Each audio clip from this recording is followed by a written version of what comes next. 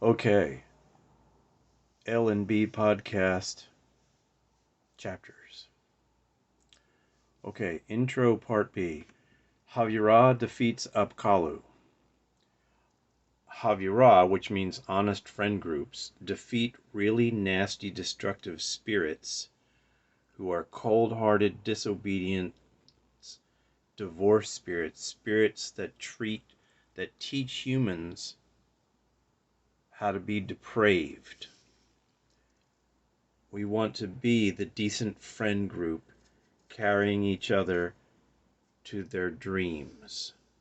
So this is the introductory idea, the foundational idea is honest friend groups. And we who have decided to bring in foster children who are 13 to 17 years old, we are going to be the honest friend group for these young people. And they are hurting, and they've been neglected, and they've been abused, and they've been confused, and they have not been properly assisted. So that's the essence of the L&B podcast. Me describing to two friends who are married, just describing to them my intentions for refreshing souls before I die. I'm an old guy and my body has been getting weaker. Intro part B. L&B podcast number 1. The way we go a little insane. We can go personally insane. We can go insane through peer group influence and media influence. And we can go insane through invisible persons, through spirits who are affecting us. This is a talk on all the ways that we're being watched and how the invisible spirit beings are watching our pleasures, our passions, our hatreds, our panics, our fears, our pleasures, our habits, the things that we go towards that distract us from other things, the way we go a little insane, and especially the way that the watchers, the invisible persons, observe us and draw us away from our best. Podcast 2. Two kinds of flow. Okay, there's the verbal flow of human beings, words expressed. I like you. I love you. What do you want for breakfast? Two kinds of flow. The verbal flow and the physical flow. Man has one flow, and woman has 4 or 5 flows, besides the bladder and bowel flow. And we will talk in this chapter about the concept of being a happy family, a happy group of friends who report our flow to one another so that we can actually care and be friends of different types. If you have a different body form than me, then I want to understand what your body form feels like and what's good and what your flow is. I want to understand your body form because you're my equal. We're equal souls, but we're stuck in different job descriptions. Okay, podcast 2. L&B podcast 3. Commitment, pleasure, and conception. Were you conceived in love and happiness?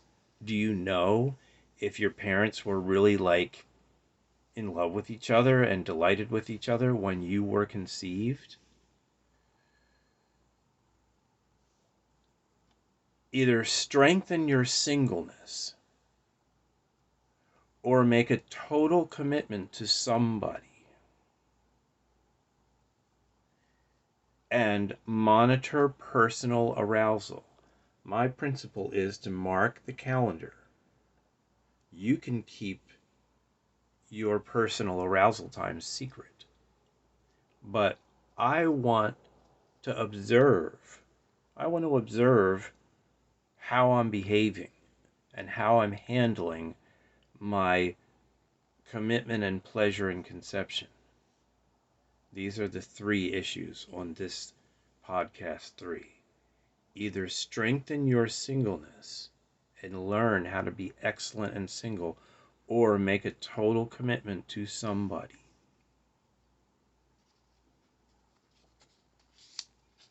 Podcast 4. The advantages of singleness and the ways of protecting and developing effective, efficient singleness.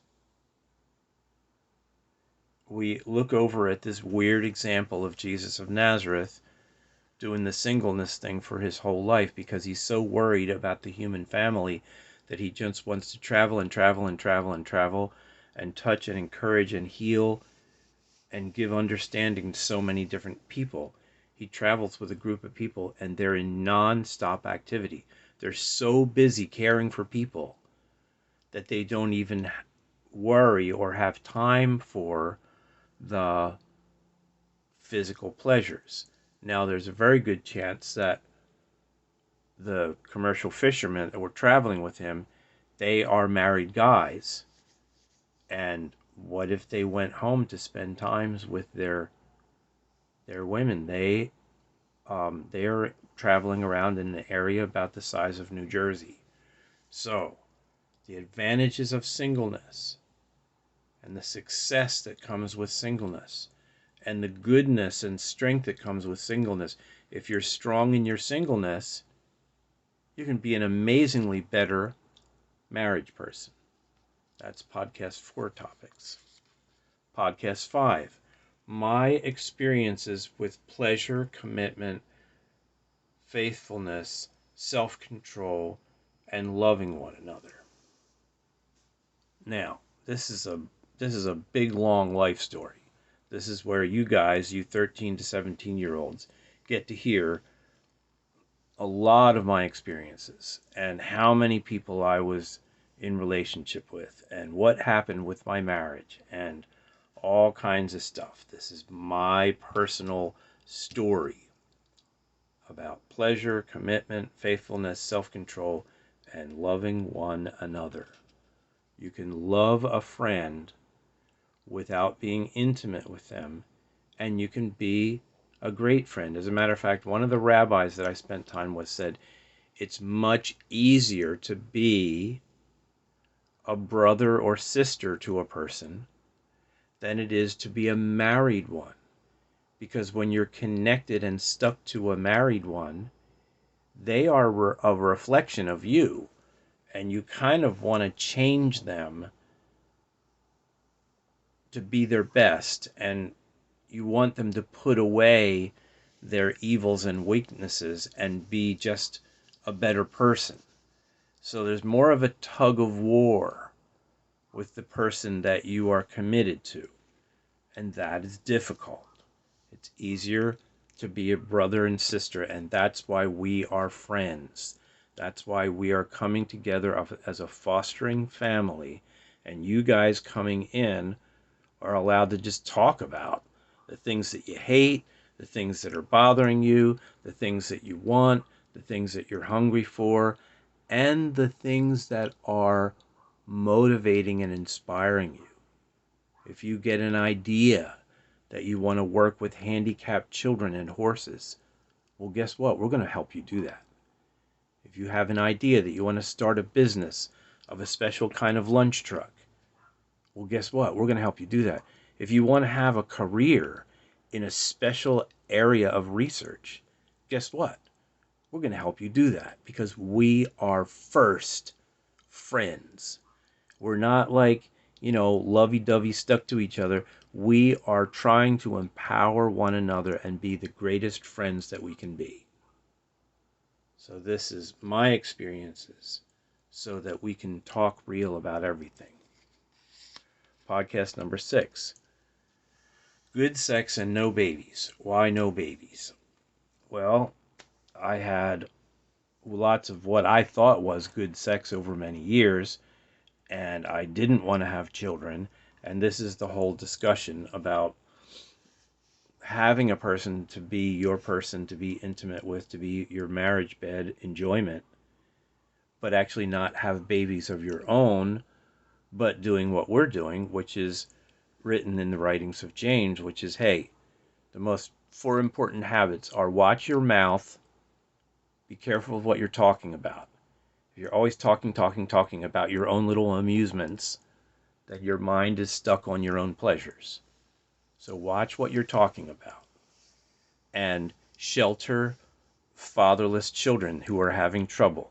And shelter women who do not have strong family and a good fatherhood, brotherhood to just relax in the midst of. We're supposed to help the women relax and feel protected when they feel stressed. So if you're not having your own babies, you're actually caring for people who are already alive and they don't have good friendship. And they don't have a feeling of a comforting family atmosphere that they can come home to and snuggle on the couch and talk about things and have a nice snack and go to bed and hug their pillow. Good sex and no babies. Why no babies? The topic of podcast 6. Podcast 7. A Wife and a Trade by 16. And World Control of Marriage Attitudes. Do you know that in the 1700s, a male human being who is 16 years old was expected to have a wife and a trade, a skill that he's good at by the time he's 16? That means when the kid is 6, 7 years old, the kid is training in how to build a house, training in how to handle cattle, training in how to be a scribe and write and understand words and literature. All of the skills that are known in the community are learned from youth. You know, there's trade school stuff going on when children are 5, 6, 7 years old, because it's strong family business that brings the greatest joy when we're unified in our skills. And also, by 16, you have a wife, because your body can get aroused. It's reproductive and it wants some pleasure. So it should be given the pleasure that it desires, and you should be building a relationship with a wonderful person. But when the world controllers, the bankers, took control of marriage attitudes, they realized that people that are broken up or divorced or separated or very single, those are the people that are the best factory workers to rely on. When they end up having a baby and building a family, they want to get away from their jobs and they wish they could start a family business. So, a wife and a trade by 16. This is a whole discussion about when you find your person. Now, if you find your person when you're 28 years old, that's fine.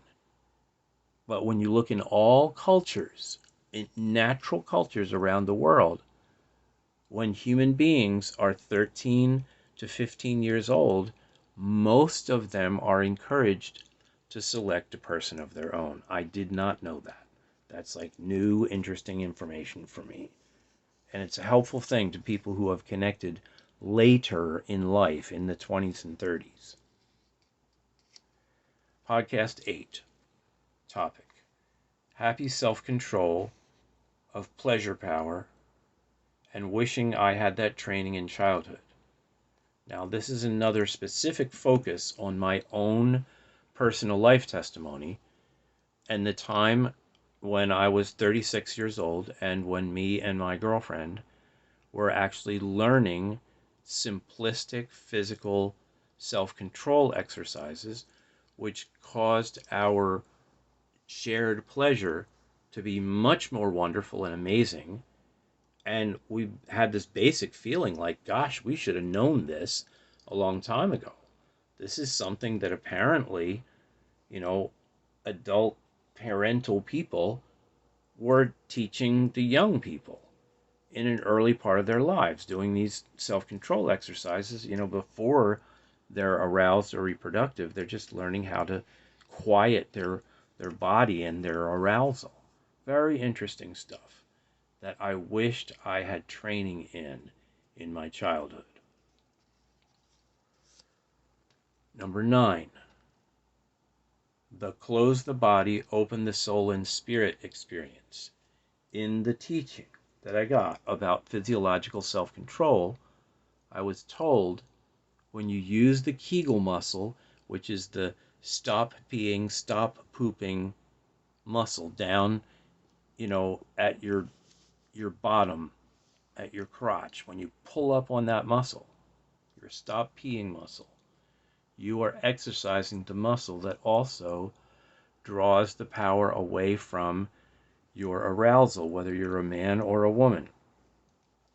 And when you learn how to exercise that muscle, you're closing the body and you're literally opening the top, the crown of your soul is being opened to eternal things, heavenly things, higher things, wiser things. Because it's just a physiological practice of saying no to the physical urges. Like in the Didache, it says, keep yourself away from fleshly and bodily cravings. Resist the fleshly and bodily cravings, because that's actually going to give you more interactive success with your life and your business and your people. That doesn't mean refuse the fleshly and bodily cravings. It's just learn how to quiet them or push them away. And so when you're closing the body, you're opening the spirit guidance. And in my life, there was a peculiar experience of learning these self-control exercises, and then a handful of months later, I literally got visited by God the Friend in a most remarkable way. So that's the topic of podcast 9. Podcast 10, the I was robbed list. And this is more personal testimony, I was personally robbed of true fatherhood and sex information. I was personally robbed of how to deal with male physiology information. I got no coaching on my male physiology. I got no information on how I was conceived and where my dad might be. And the concept of sex pleasure, which is very wonderful, that creates a child. I was robbed of dealing with male physiology information, and then I was also robbed of Holy Spirit supernatural ecstasy guidance training, because my mother had this Holy Spirit experience, and the church people, I'm talking about the darned church people, the damn church people told my mother not to tell me about her supernatural experience. So I was robbed of curiosity about an experience that had happened in my own home, and that information was blocked from me. So I was robbed of these 3 kinds of information: fatherhood and sex, male physiology and control, and Holy Spirit supernatural information. Podcast 10. And I could be angry, but I choose not to be angry, and I choose to be compassionate and have understanding. They didn't know how to deal with those things. Okay, L&B Podcast 11. Topic: the freak out discovery and the affectionate tour of the church mess. This is my experience of God crashing in on me and then realizing that, I completely hate the Bible and church and the God stuff and the people of the church. And now I feel motivated to sneak into those places and observe them like I'm going to a zoo and take notes from them and see the good things that they might be doing that I could do myself, and then figure out what the bad stuff is and be alarmed about it and shine a light on it and make comments about the bad stuff that's going on in the church mess. But it was an affectionate tour of the church mess. I stopped being nasty, and I decided to be compassionate towards those people that I had been slandering. That is a whole story. And L&B Podcast 12, the Michael Heiser tragedy and the David Berceau tragedy. These are amazing researcher information people. Both of them have helped me immensely. But both of them are kind of tragically crippled in some essential ways. And I mean, these are a couple of my favorite teachers. And I could list many other teachers, Smith Wigglesworth and Bill Johnson and D.L. Moody and lots and lots and lots of other people.